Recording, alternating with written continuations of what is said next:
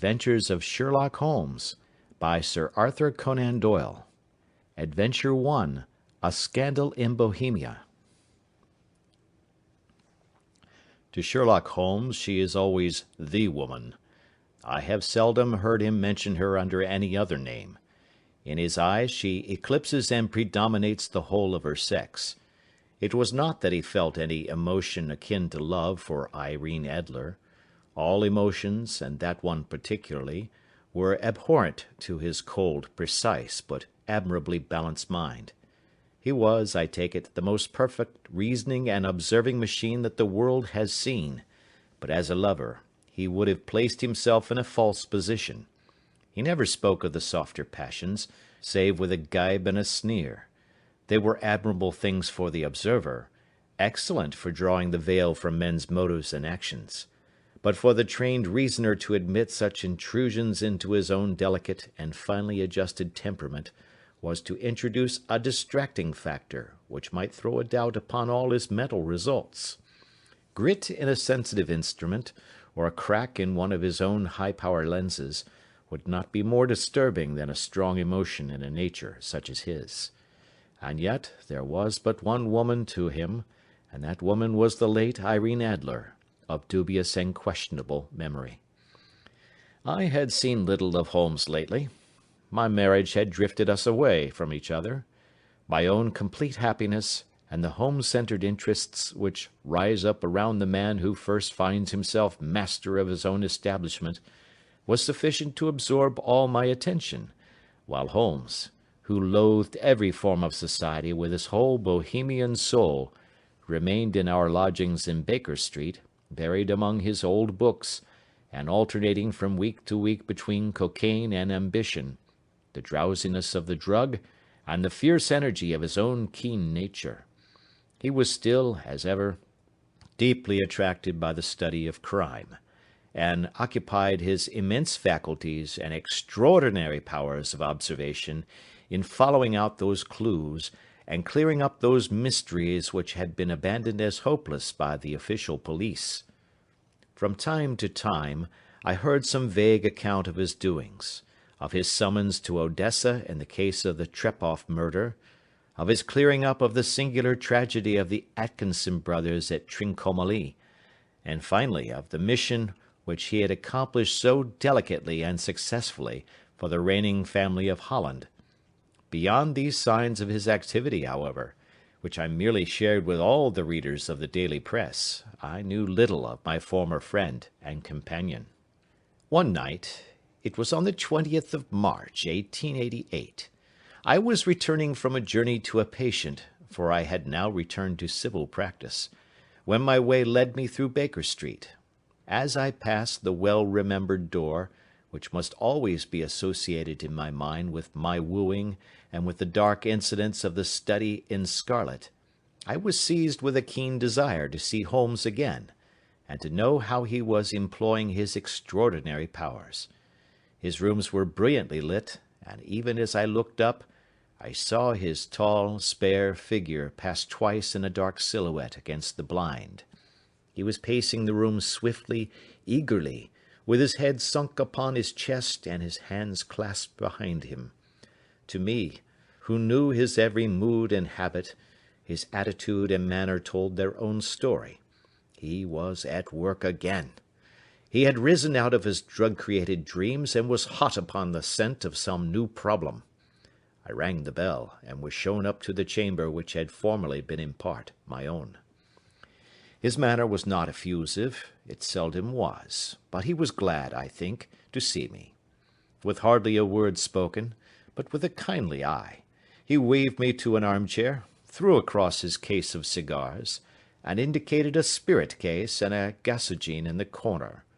Then he stood before the fire and looked me over in his singular introspective fashion. "Wedlock suits you," he remarked.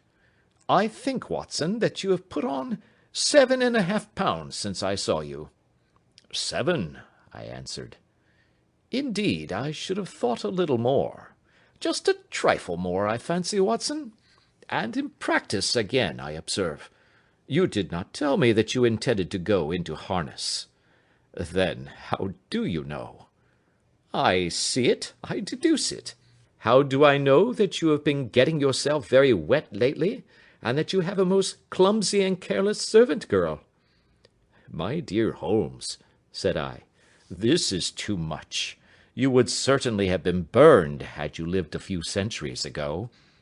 It is true that I had a country walk on Thursday and came home in a dreadful mess, but as I have changed my clothes, I can't imagine how you deduce it. As to Mary Jane, she is incorrigible, and my wife has given her notice, but there again, I fail to see how you work it out. He chuckled to himself and rubbed his long, nervous hands together. It is simplicity itself, said he. My eyes tell me that on the inside of your left shoe, just where the firelight strikes it, the leather is scored by 6 almost parallel cuts. Obviously, they have been caused by someone who has very carelessly scraped round the edges of the sole in order to remove crusted mud from it. Hence, you see, my double deduction that you have been out in vile weather, and that you had a particularly malignant boot-slitting specimen of the London slavey.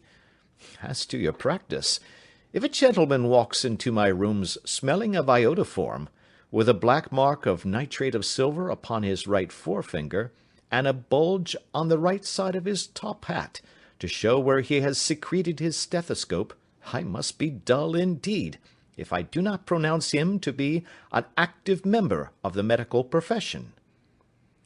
I could not help laughing at the ease with which he explained his process of deduction. When I hear you give your reasons, I remarked, the thing always appears to me to be so ridiculously simple that I could easily do it myself, though at each successive instance of your reasoning I am baffled until you explain your process. And yet I believe that my eyes are as good as yours. Quite so, he answered, lighting a cigarette, and throwing himself down into an armchair. You see, but you do not observe. The distinction is clear.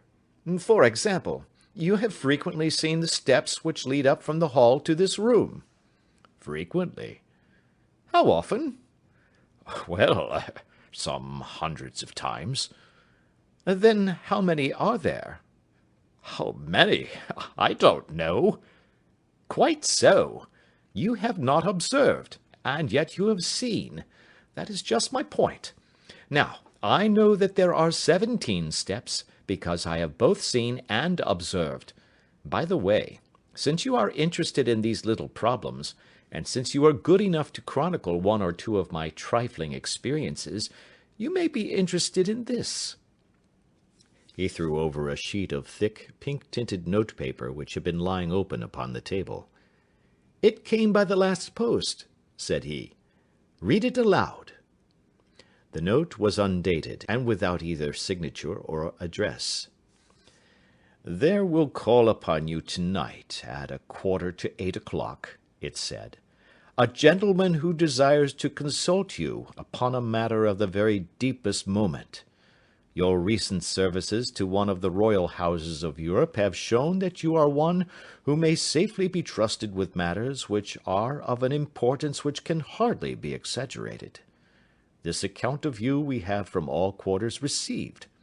Be in your chamber then at that hour, and do not take it amiss if your visitor wear a mask. This is indeed a mystery, I remarked. What do you imagine that it means? I have no data yet. It is a capital mistake to theorize before one has data. Insensibly one begins to twist facts to suit theories, instead of theories to suit facts. But the note itself, what do you deduce from it? I carefully examined the writing, and the paper upon which it was written. The man who wrote it was presumably well-to-do, I remarked, endeavouring to imitate my companion's processes. Such paper could not be bought under 1/2 crown a packet. It is peculiarly strong and stiff. Peculiar, that is the very word, said Holmes. It is not an English paper at all. Hold it up to the light. I did so, and saw a large E with a small g, a capital P, and a large capital G with a small t woven into the texture of the paper. "What do you make of that?" asked Holmes. "The name of the maker, no doubt, or his monogram, rather." "Not at all. The G with a small t stands for Gesellschaft, which is German for company. It is a customary contraction like our CO for company. P, of course, stands for Papier. Now for the EG. Let us glance at our Continental Gazetteer." He took down a heavy brown volume from his shelves. Iglonitz, here we are, Egria. It is in a German-speaking country, in Bohemia, not far from Carlsbad. Remarkable as being the scene of the death of Wallenstein, and for its numerous glass factories and paper mills.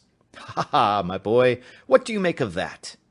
His eyes sparkled, and he sent up a great blue triumphant cloud from his cigarette. "The paper was made in Bohemia," I said. "Precisely, and the man who wrote the note is a German. Do you note the peculiar construction of the sentence? 'This account of you we have from all quarters received'? A Frenchman or Russian could not have written that. It is the German who is so uncourteous to his verbs. It only remains, therefore, to discover what is wanted by this German who writes upon Bohemian paper and prefers wearing a mask to showing his face. And here he comes, if I am not mistaken, to resolve all our doubts." As he spoke, there was a sharp sound of horses' hoofs and grating wheels against the curb, followed by a sharp pull at the bell. Holmes whistled. "A pair, by the sound," said he. "Yes," he continued, glancing out of the window. "A nice little brougham and a pair of beauties. 150 guineas apiece. There's money in this case, Watson, if there is nothing else." "I think that I had better go, Holmes." "Not a bit, Doctor. Stay where you are. I am lost without my Boswell, and this promises to be interesting. It would be a pity to miss it." "But your client—" "Never mind him. I may want your help, and so may he. Here he comes. Sit down in that armchair, Doctor, and give us your best attention." A slow and heavy step, which had been heard upon the stairs and in the passage, paused immediately outside the door. Then there was a loud and authoritative tap. "Come in," said Holmes. A man entered who could hardly have been less than 6 feet 6 inches in height, with a chest and limbs of a Hercules. His dress was rich, with a richness which would, in England, be looked upon as akin to bad taste.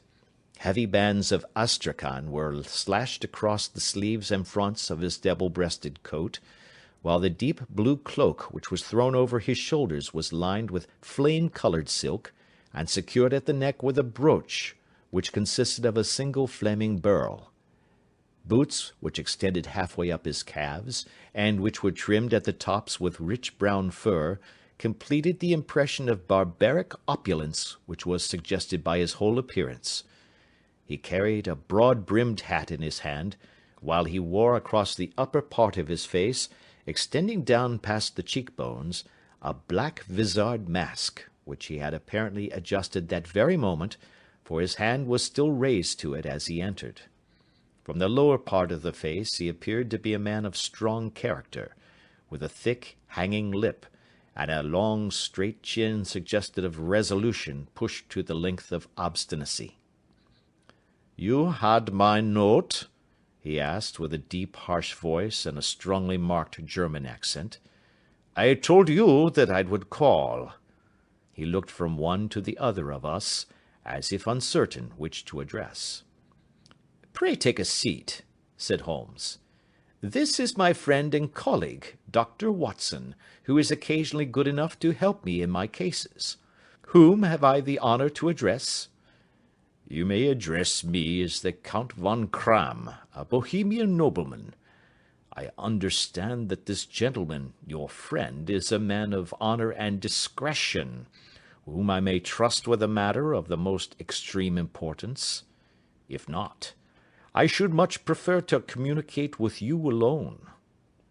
I rose to go, but Holmes caught me by the wrist and pushed me back into my chair.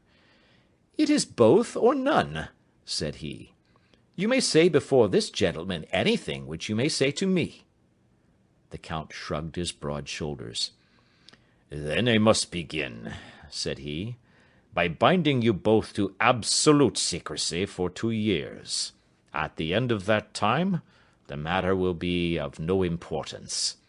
At present it is not too much to say that it is of such weight it may have an influence upon European history." "I promise," said Holmes. "And I." "You will excuse this mask," continued our strange visitor.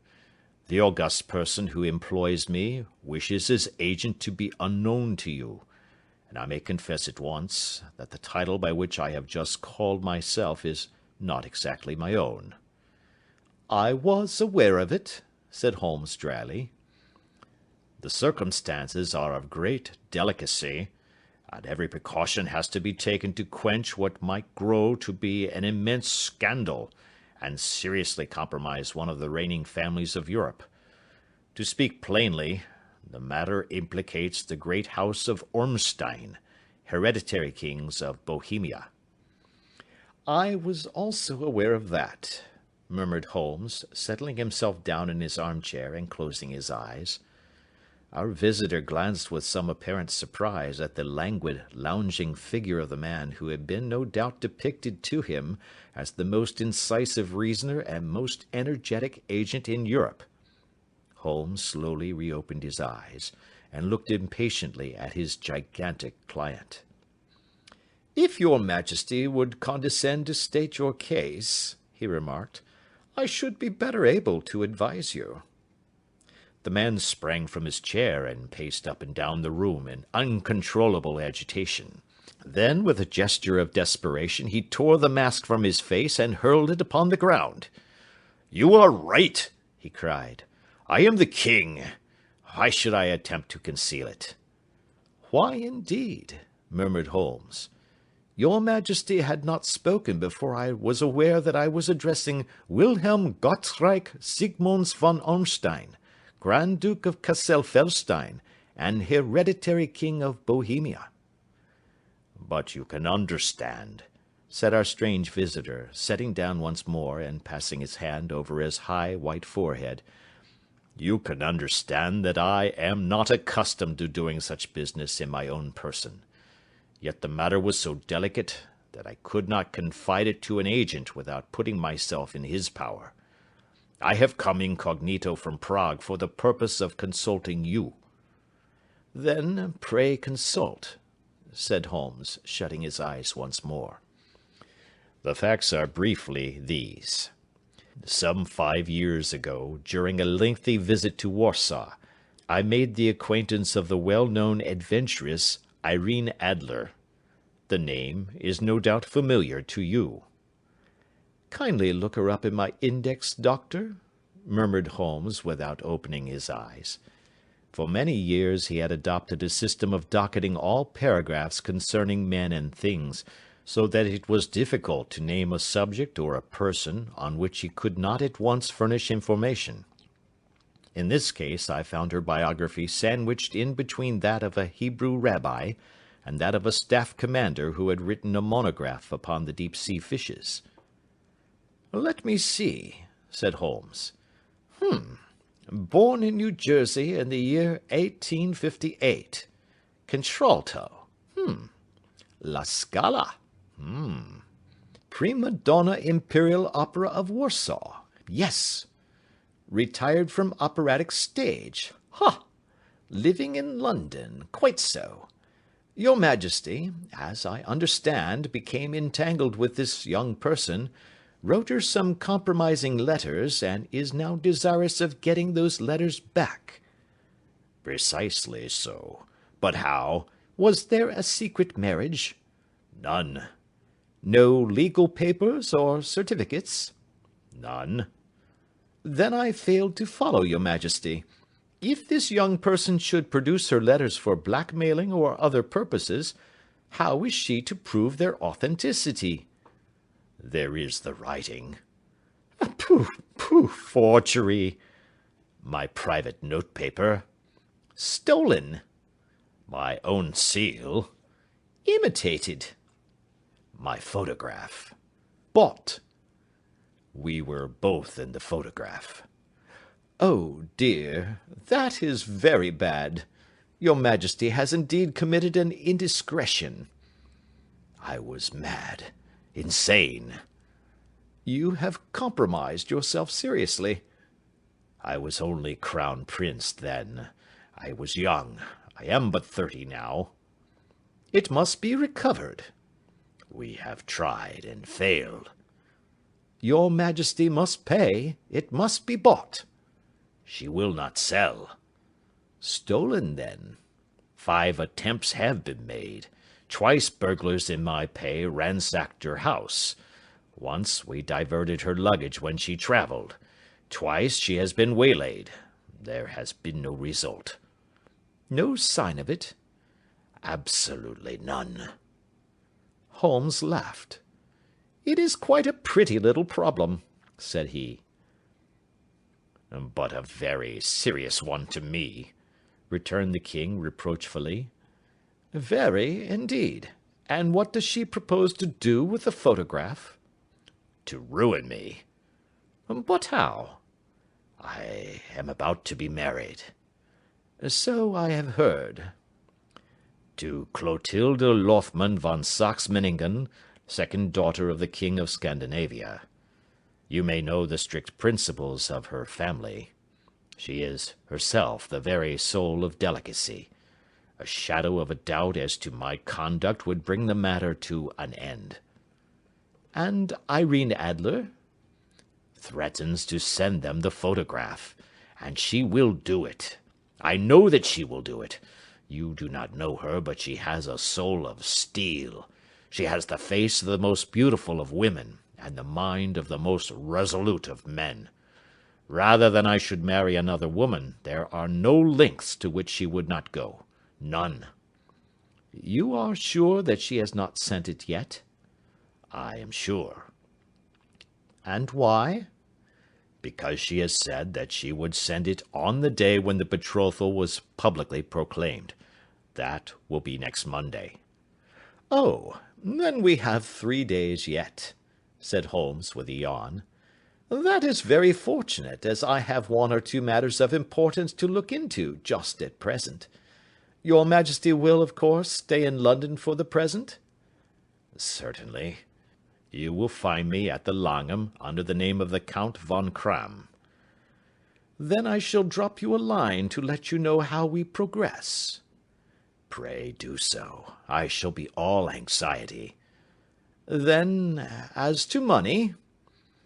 You have carte blanche. Absolutely. I tell you that I would give 1 of the provinces of my kingdom to have that photograph.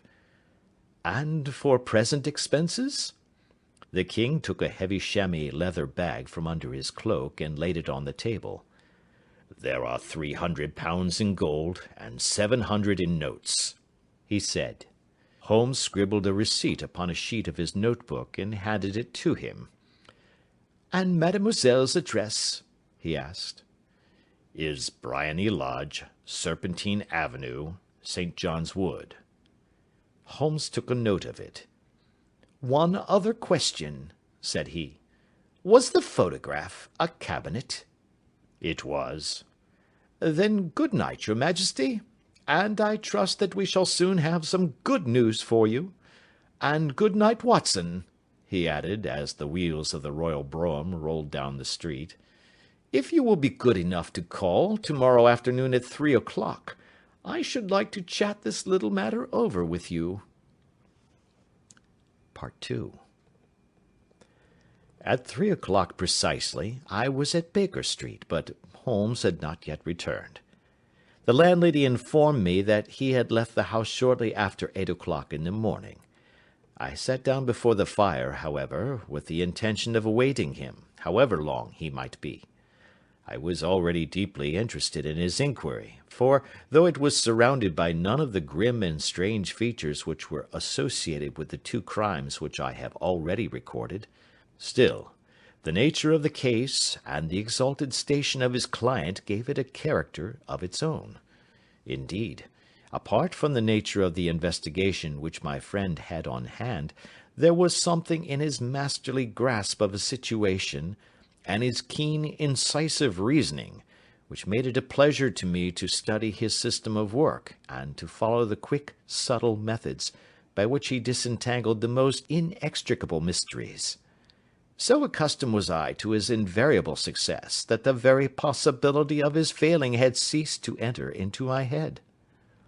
It was close upon 4 before the door opened, and a drunken-looking groom, ill-kempt and side-whiskered, with an inflamed face and disreputable clothes, walked into the room. Accustomed as I was to my friend's amazing powers in the use of disguises, I had to look 3 times before I was certain that it was indeed he. With a nod he vanished into the bedroom, whence he emerged in 5 minutes, tweed-suited and respectable as of old. Putting his hands into his pockets, he stretched out his legs in front of the fire, and laughed heartily for some minutes. "Well, really!" he cried, and then he choked and laughed again until he was obliged to lie back, limp and helpless, in the chair. "What is it?" "It's quite too funny. I am sure you could never guess how I employed my morning, or what I ended by doing."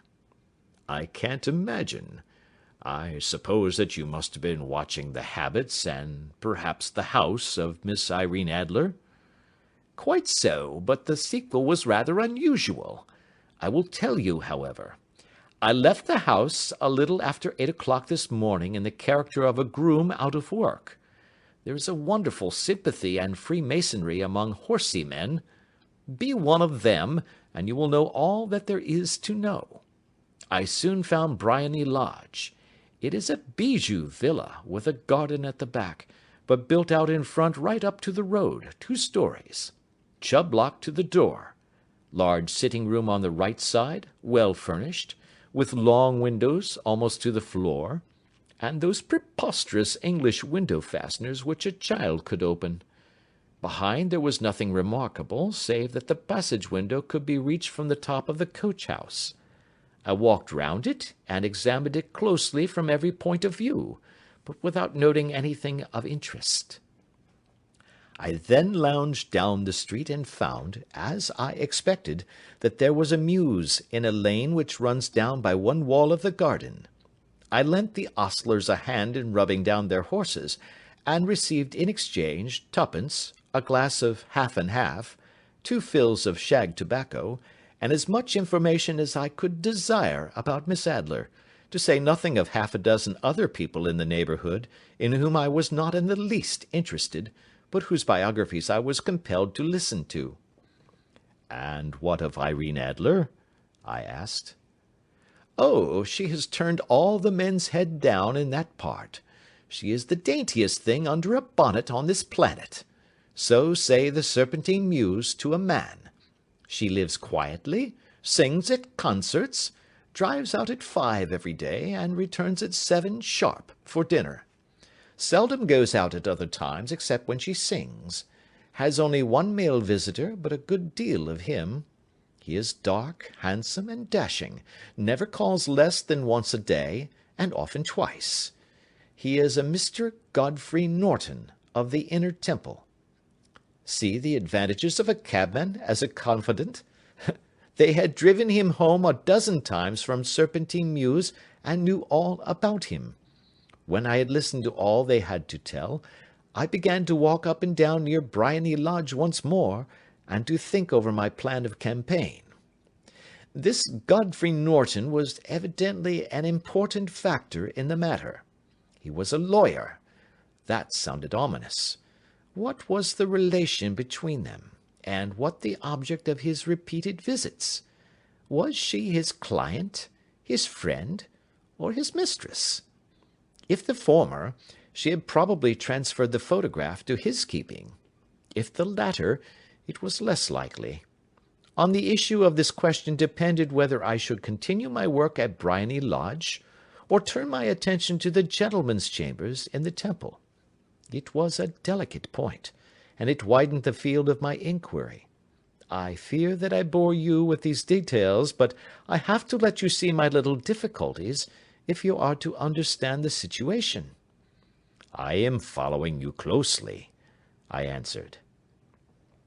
I was still balancing the matter in my mind when a hansom cab drove up to Briony Lodge, and a gentleman sprang out. He was a remarkably handsome man, dark, aquiline, and moustached, evidently the man of whom I had heard. He appeared to be in a great hurry, shouted to the cabman to wait, and brushed past the maid who opened the door with the air of a man who was thoroughly at home. He was in the house about half an hour, and I could catch glimpses of him in the windows of the sitting-room, pacing up and down, talking excitedly, and waving his arms. Of her I could see nothing. Presently he emerged, looking even more flurried than before. As he stepped up to the cab, he pulled a gold watch from his pocket and looked at it earnestly.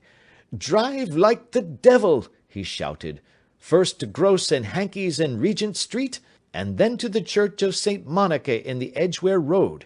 Half a guinea if you do it in 20 minutes. Away they went, and I was just wondering whether I should not do well to follow them, when up the lane comes a neat little landau, the coachman with his coat only half buttoned, and his tie under his ear, while all the tags of his harness were sticking out of the buckles. It hadn't pulled up before she shot out of the hall door and into it. I only caught a glimpse of her at the moment, but she was a lovely woman, with a face that a man might die for. "The Church of St. Monica, John," she cried, "and half a sovereign if you reach it in 20 minutes. This was quite too good to lose, Watson. I was just balancing whether I should run for it, or whether I should perch behind her landau, when a cab came through the street.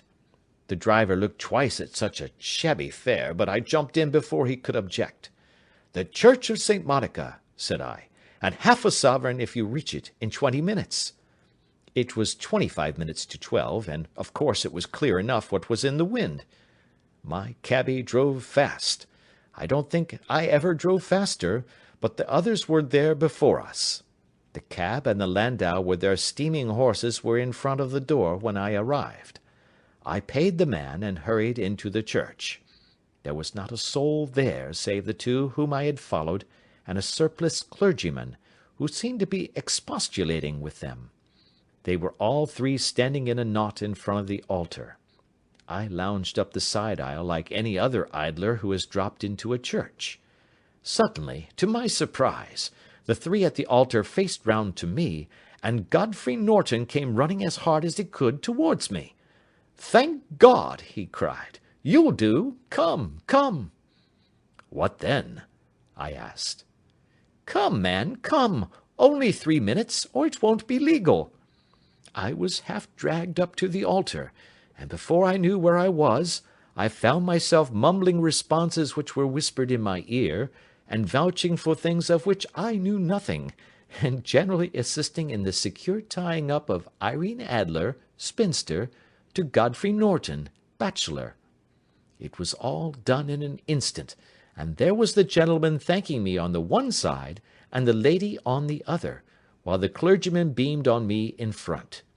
It was the most preposterous position in which I ever found myself in my life, and it was the thought of it that started me laughing just now. It seems that there had been some informality about their licence, that the clergyman absolutely refused to marry them without a witness of some sort, and that my lucky appearance saved the bridegroom from having to sally out into the streets in search of a best man. The bride gave me a sovereign, and I mean to wear it on my watch-chain in memory of the occasion." "This is a very unexpected turn of affairs," said I. "And what then?" "Well, I found my plans very seriously menaced. It looked as if the pair might take an immediate departure, and so necessitate very prompt and energetic measures on my part. At the church door, however, they separated, he driving back to the Temple, and she to her own house. "I shall drive out in the park at 5 as usual," she said as she left him. I heard no more. They drove away in different directions, and I went off to make my own arrangements. "Which are?" "Some cold beef and a glass of beer," he answered, ringing the bell. "I have been too busy to think of food, and I am likely to be busier still this evening. By the way, Doctor, I shall want your cooperation." "I shall be delighted." "You don't mind breaking the law?" "Not in the least." "Nor running a chance of arrest?" "Not in a good cause." "Oh, the cause is excellent."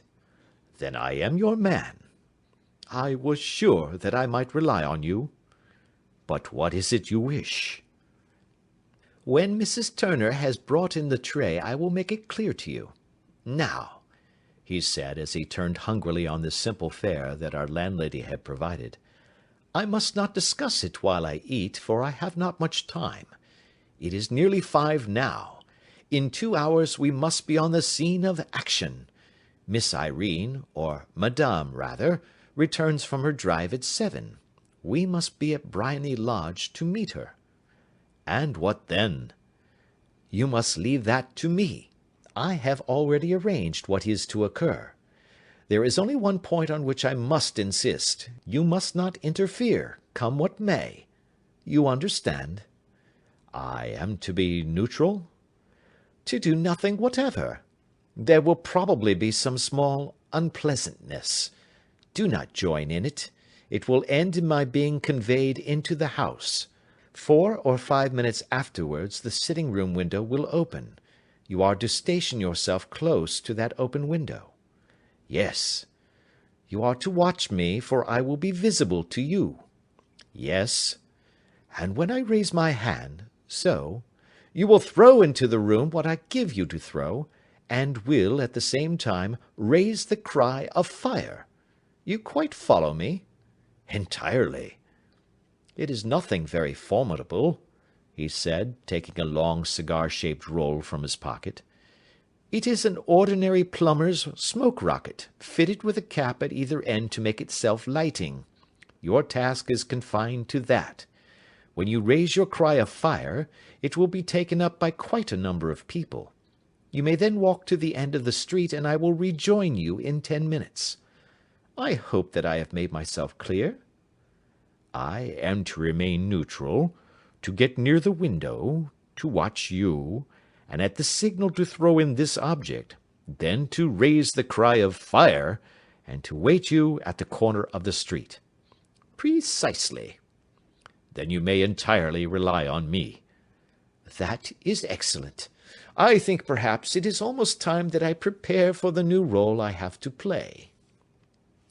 He disappeared into his bedroom, and returned in a few minutes in the character of an amiable and simple-minded nonconformist clergyman. His broad black hat, his baggy trousers, his white tie, his sympathetic smile, and general look of peering and benevolent curiosity were such as Mr. John Hare alone could have equalled. It was not merely that Holmes changed his costume. His expression, his manner, his very soul seemed to vary with every fresh part that he assumed. The stage lost a fine actor, even as science lost an acute reasoner when he became a specialist in crime. It was 6:15 when we left Baker Street, and it still wanted 10 minutes to the hour when we found ourselves in Serpentine Avenue. It was already dusk, and the lamps were just being lighted as we paced up and down in front of Briony Lodge, waiting for the coming of its occupant. The house was just such as I had pictured it from Sherlock Holmes's succinct description, but the locality appeared to be less private than I expected. On the contrary, for a small street in a quiet neighbourhood, it was remarkably animated. There was a group of shabbily dressed men smoking and laughing in a corner, a scissors grinder with his wheel, 2 guardsmen who were flirting with a nurse-girl, and several well-dressed young men who were lounging up and down with cigars in their mouths. "You see," remarked Holmes, as we paced to and fro in front of the house, This marriage rather simplifies matters. The photograph becomes a double-edged weapon now. The chances are that she would be as averse to its being seen by Mr. Godfrey Norton as our client is to its coming to the eyes of his princess. Now the question is, where are we to find the photograph? Where indeed? It is most unlikely that she carries it about with her. It is cabinet size, too large for easy concealment about a woman's dress. She knows that the king is capable of having her waylaid and searched. 2 attempts of the sort have already been made. We may take it, then, that she does not carry it about with her. Where, then? Her banker or her lawyer. There is that double possibility. But I am inclined to think neither. Women are naturally secretive, and they like to do their own secreting. Why should she hand it over to anyone else? She could trust her own guardianship, but she could not tell what indirect or political influence might be brought to bear upon a business-man. Besides, remember that she had resolved to use it within a few days. It must be where she can lay her hands upon it. It must be in her own house. But it has twice been burgled. Pshaw! They did not know how to look. But how will you look? I will not look. What then? I will get her to show me. But she will refuse. She will not be able to. But I hear the rumble of wheels. It is her carriage. Now, carry out my orders to the letter. As he spoke, the gleam of the sidelights of a carriage came round the curve of the avenue. It was a smart little landau which rattled up to the door of Briony Lodge. As he pulled up, one of the loafing men at the corner dashed forward to open the door in the hope of earning a copper, but was elbowed away by another loafer, who had rushed up with the same intention. A fierce quarrel broke out, which was increased by the 2 guardsmen, who took sides with one of the loungers, and by the scissors grinder, who was equally hot upon the other side. A blow was struck, and in an instant the lady, who had stepped from her carriage, was the centre of a little knot of flushed and struggling men, who struck savagely at each other with their fists and sticks. Holmes dashed into the crowd to protect the lady, but, just as he reached her, he gave a cry and dropped to the ground, with the blood running freely down his face. At his fall the guardsmen took to their heels in one direction, and the loungers in the other, while a number of better-dressed people, who had watched the scuffle without taking part in it, crowded in to help the lady and to attend to the injured man. Irene Adler, as I will still call her, had hurried up the steps, but she stood at the top with her superb figure outlined against the lights of the hall, looking back into the street. "Is the poor gentleman much hurt?" she asked. "He is dead," cried several voices. "No, no, there's life in him," shouted another, "but he'll be gone before you can get him to hospital." "He's a brave fellow," said a woman. "They would have had the lady's purse and watch if it hadn't been for him. They were a gang, and a rough one too. Ah, he's breathing now." "He can't lie in the street. May we bring him in, marm?" "Surely. Bring him into the sitting-room. There is a comfortable sofa. This way, please." Slowly and solemnly he was borne into Briony Lodge and laid out in the principal room, while I still observed the proceedings from my post by the window. The lamps had been lit, but the blinds had not been drawn, so that I could see Holmes as he lay upon the couch. I do not know whether he was seized with compunction at that moment for the part he was playing, but I know that I never felt more heartily ashamed of myself in my life than when I saw the beautiful creature against whom I was conspiring, or the grace and kindliness with which she waited upon the injured man. And yet it would be the blackest treachery to Holmes to draw back now from the part which he had entrusted to me. I hardened my heart, and took the smoke rocket from under my ulster. After all, I thought, we are not injuring her. We are but preventing her from injuring another." Holmes had sat up upon the couch, and I saw him motion like a man who is in need of air. A maid rushed across and threw open the window. At the same instant I saw him raise his hand, and at the signal I tossed my rocket into the room with a cry of "Fire!" The word was no sooner out of my mouth than the whole crowd of spectators, well dressed and ill, gentlemen, ostlers, and servant maids, joined in a general shriek of "Fire!" Thick clouds of smoke curled through the room and out at the open window. I caught a glimpse of rushing figures, and a moment later the voice of Holmes from within, assuring them that it was a false alarm. Slipping through the shouting crowd, I made my way to the corner of the street, and in 10 minutes was rejoiced to find my friend's arm in mine, and to get away from the scene of uproar.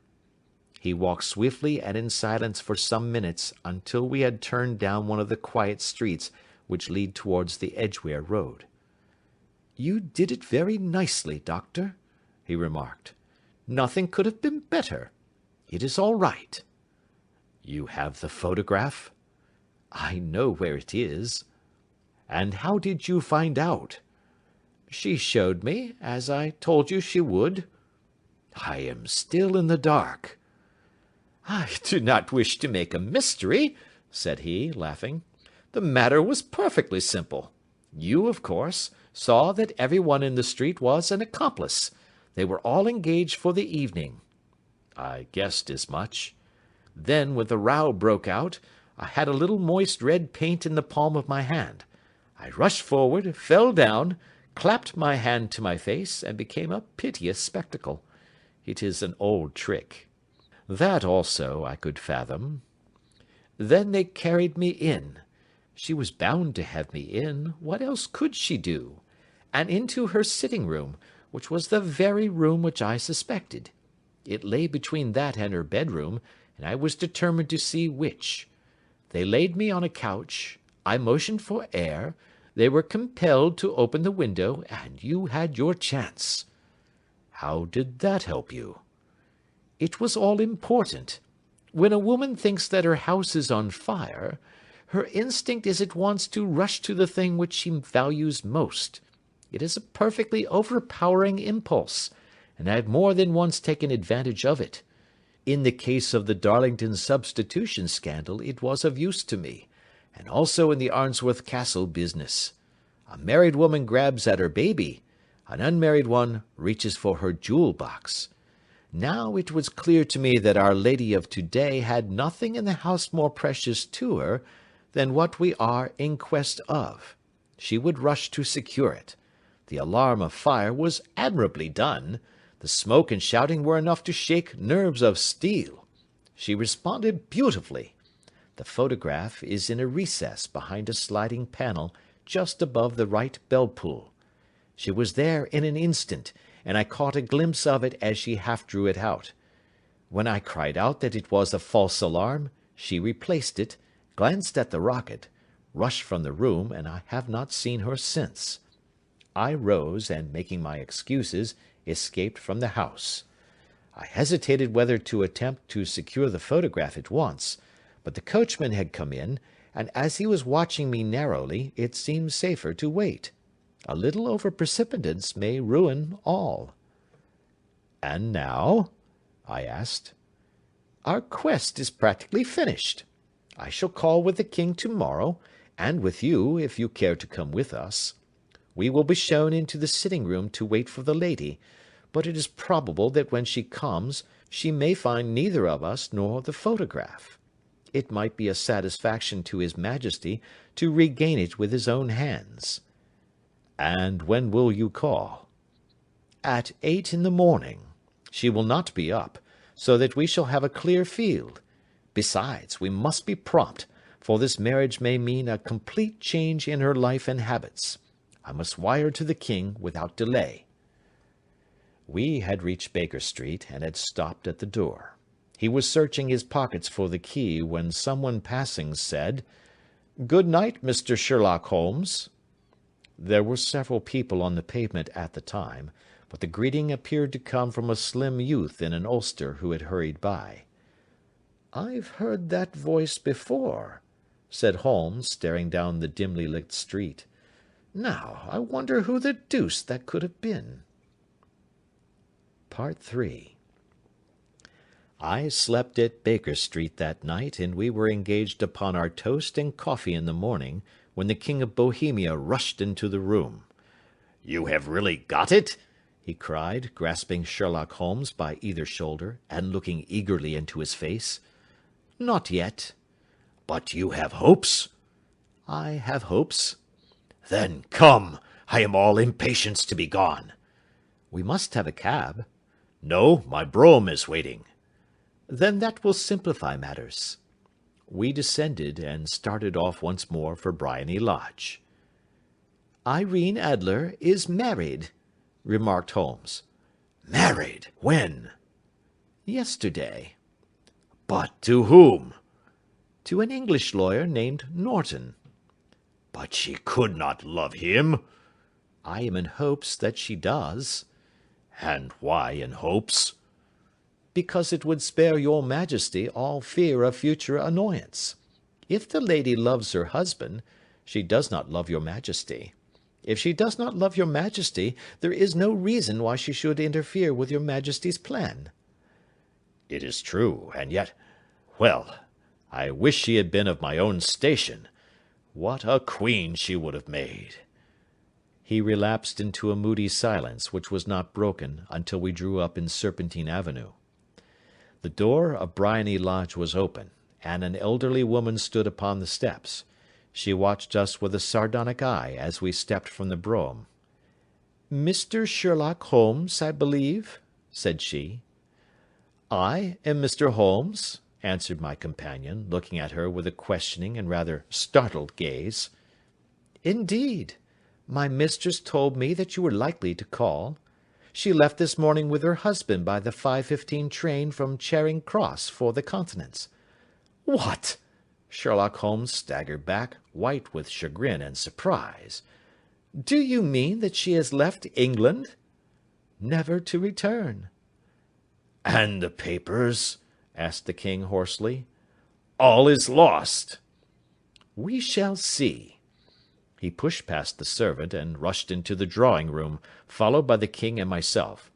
The furniture was scattered about in every direction, with dismantled shelves and open drawers, as if the lady had hurriedly ransacked them before her flight. Holmes rushed at the bell-pull, tore back a small sliding shutter, and, plunging in his hand, pulled out a photograph and a letter. The photograph was of Irene Adler herself in evening dress. The letter was superscribed to Sherlock Holmes, Esquire, to be left till called for. My friend tore it open, and we all three read it together. It was dated at midnight of the preceding night, and ran in this way: "My dear Mr. Sherlock Holmes, you really did it very well. You took me in completely.